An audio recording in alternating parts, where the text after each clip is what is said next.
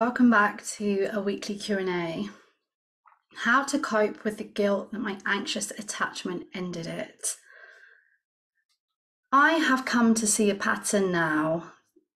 I've worked with hundreds and hundreds of people on their attachment wounds, and I really see people become almost desperate that something cannot end because of their attachment wounds, because of their anxiety.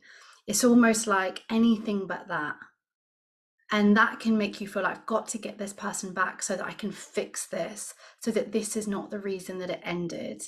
It can actually be quite hard to verbalize, but I know if you've been there, you'll know what I'm talking about.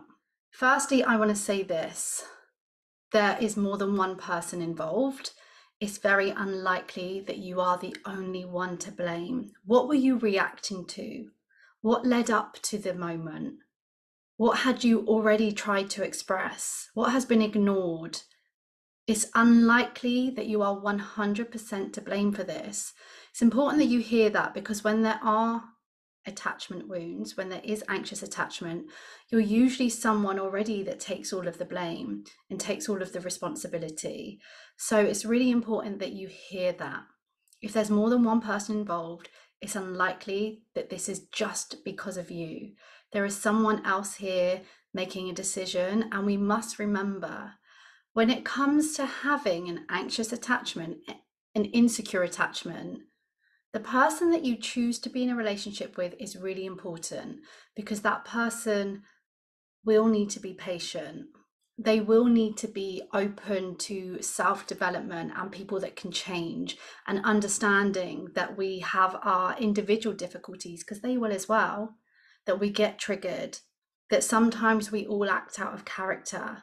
The repair after a situation is just as important, so hold on to that as well. Now, I can't just magic the feeling of guilt away. I would immediately be questioning your relationship with guilt already. Are you already someone who struggles with feeling guilty excessively? I would take a guess it's a possibility. I'm just taking a guess, but that's not going to apply to everyone that's watching this. Now, start today. I don't know when this happened. I don't know if it's in the near future. I don't know if things could still change. I don't know if it was in the past and you're still stuck on this, because that happens a lot as well.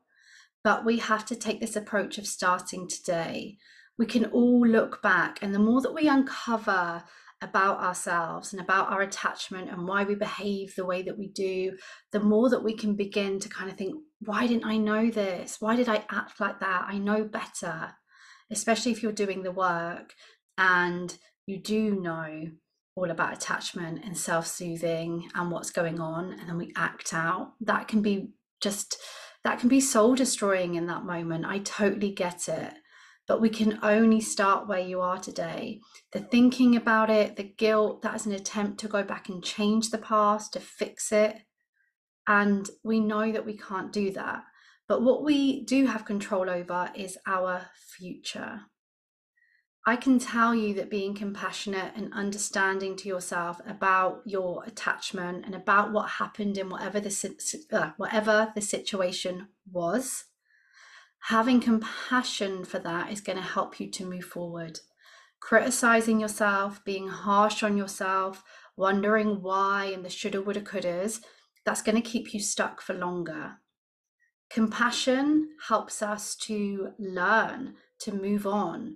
I'm not saying you won't take any responsibility. I'm not saying that you're not going to help yourself change in this situation. I'm just saying that giving yourself a hard time is not going to help. If this is to do with your attachment, if this is to do with your anxiety of why things ended, then this is the time to change.